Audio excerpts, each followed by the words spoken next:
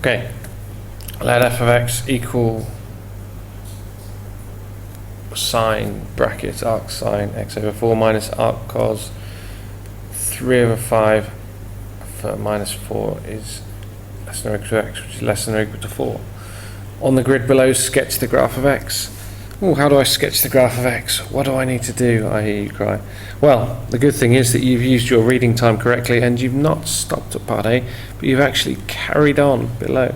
And you've read the point B. It says, on the sketch, clearly indicate the coordinates of the x-intercept, the y-intercept, the minimum point, and the end points of the curve of f of x. So you think, okay, so what are those end points? And it gives you an idea of the type of functions that you need to be looking at on your calculator in order to sketch this graph.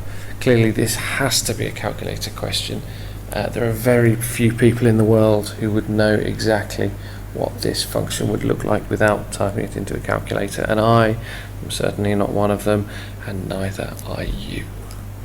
Okay, so the next thing we need to do is we need to get our calculator. Here's one I prepared earlier, and I've got the graph here. I've drawn the graph, I've typed it in. As you can see, it's not particularly clear and it doesn't help us too much, so the first thing I'm going to want to do here is to change the window. Always I find setting the window, let's go to window settings rather than zooming. Okay, now the function tells us between -4 and 4, so let's use those values. -4 and 4. Anything outside the range we don't really want. And this scale here, change something like -3 and 3. Okay, and that helps us. And we've got here these two endpoints. Incidentally, in this function, the function doesn't actually carry on outside of those regions. Often it will do. And the IB are particularly strict about these, the domain of their function. And if you draw graphs that go beyond the -4 and the +4, that they will take marks off. So be very careful that you pay close attention to the domain. Where does it start? Where does it finish? What's the minimum point? We need those 4 points in order to draw the graph effectively. So, how do we find the endpoint? Well, let me go to graph, we'll trace it, and certain values that we want. Oh, we've got the y-intercept already. That's useful. It's 0, 0.8. So let's look back to our function. Now be very careful here. This is -1 here, so 0.8 will be somewhere in between. Struggling to get a pen. Just move you out of the way so I can get a pen. 0.8 is roughly here. 0.8. Let's label that value. Going back to the calculator. I wanted -4, so let's type in -4. Why are you typing in -4? Oh look, as if by magic, it finds the endpoint at -4. Unfortunately, it changes the nice window settings that we've done. We've also got these horrible units, but you can fix that later if you wanted to. So -4 minus 0.6, let's plot that on our graph. Where are we? There we go. -4 minus 0.6, and let's label it.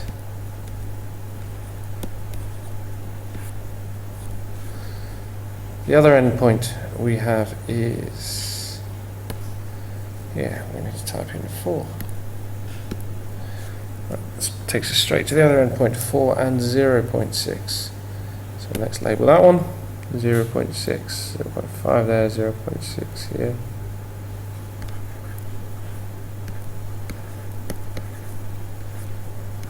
And finally the minimum point.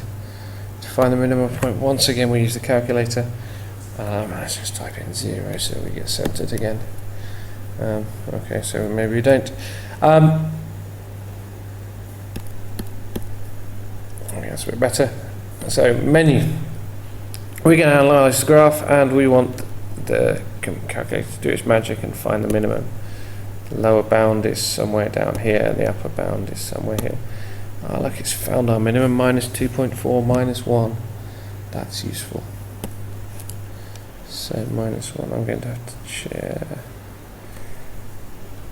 Minus 2.4, roughly here, minus 1 is there.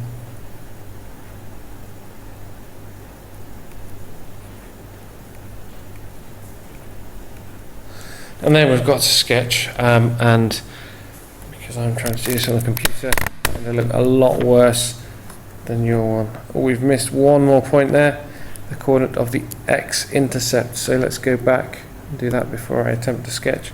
How are we going to find the coordinates of the x-intercept? It's roughly around here. Once again, the computer has, and the analyze calculator and the analyze graph has its magic. Let's look at 0. The lower bound is here, the upper bound is off the screen. What am I going to do? Well, let's type in 4.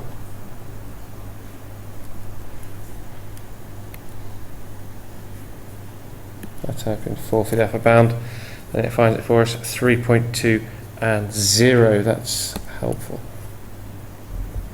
So 3.2 roughly here. I'm going to label that. I have no idea why it decided to move. So let's put it back. There we go.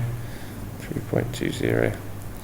And let's try and draw a smooth curve through it. I'm sure your smooth curves will be much, much better than mine. Let's have a go.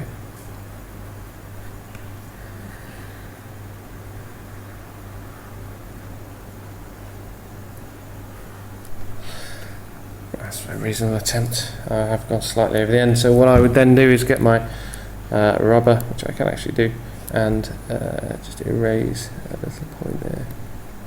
Just make sure we don't go over the end, because the IB is particularly strict on that. The final part then of the question asks us to solve f of x equals minus a half. How do we do that? Well, clearly it will be somewhere around here. Unfortunately, we can't just read it off the graph. That will not do. We once again turn to the magic of the calculator. This time we're probably going to have to insert another function. Graph entry, function f of x equals minus 0.5.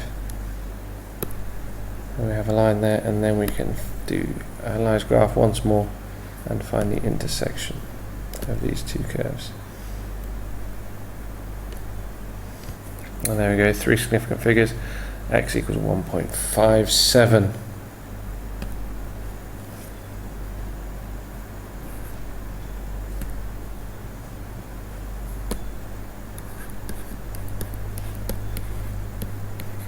And there you have it.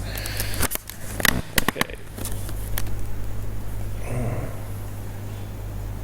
To finish, I'll finish the video. Lots of things are happening. The video is not ending. There we go, done.